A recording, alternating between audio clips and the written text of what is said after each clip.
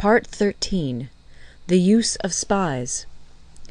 Sun Tzu said, "Raising a host of 100,000 men, and marching them great distances, entails heavy loss on the people, and a drain on the resources of the state. The daily expenditure will amount to 1,000 ounces of silver. There will be commotion at home and abroad, and men will drop down exhausted on the highways. As many as 700,000 families will be impeded in their labour. Hostile armies may feast each other for years, striving for the victory which is decided in a single day. This being so, to remain in ignorance of the enemy's conditions simply because one grudges the outlay of 100 ounces of silver in honours and emoluments is the height of inhumanity. One who acts thus is no leader of men, no present help to his sovereign, no master of victory. Thus, what enables the wise sovereign and the good general to strike and conquer, and achieve things beyond the reach of ordinary men, is foreknowledge. Now, this foreknowledge cannot be elicited from spirits. It cannot be obtained inductively from experience, nor by any deductive calculation. Knowledge of the enemy's dispositions can only be obtained from other men. Hence the use of spies, of whom there are 5 classes. 1. Local spies. 2. Inward spies.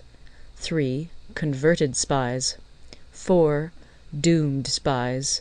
5. Surviving spies. When these 5 kinds of spy are all at work, none can discover the secret system.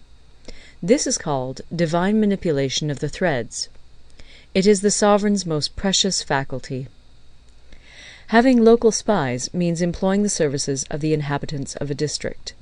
Having inward spies, making use of officials of the enemy. Having converted spies, getting hold of the enemy's spies and using them for our own purposes. Having doomed spies, doing certain things openly for purposes of deception, and allowing our spies to know of them and report them to the enemy. Surviving spies, finally, are those who bring back news from the enemy's camp. Hence it is that none in the whole army are more intimate relations to be maintained than with spies. None should be more liberally rewarded. In no other business should greater secrecy be preserved. Spies cannot be usefully employed without a certain intuitive sagacity. They cannot be properly managed without benevolence and straightforwardness.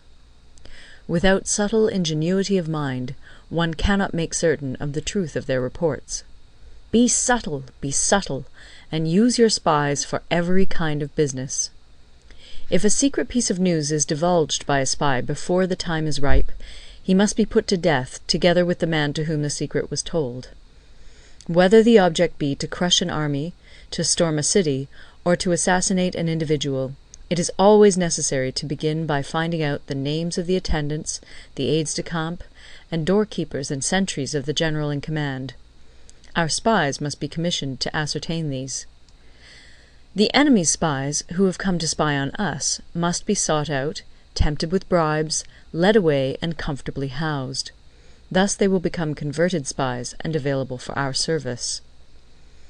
It is through the information brought by the converted spy that we are able to acquire and employ local and inward spies. It is owing to this information again that we can cause the doomed spy to carry false tidings to the enemy. Lastly, it is by this information that the surviving spy can be used on appointed occasions.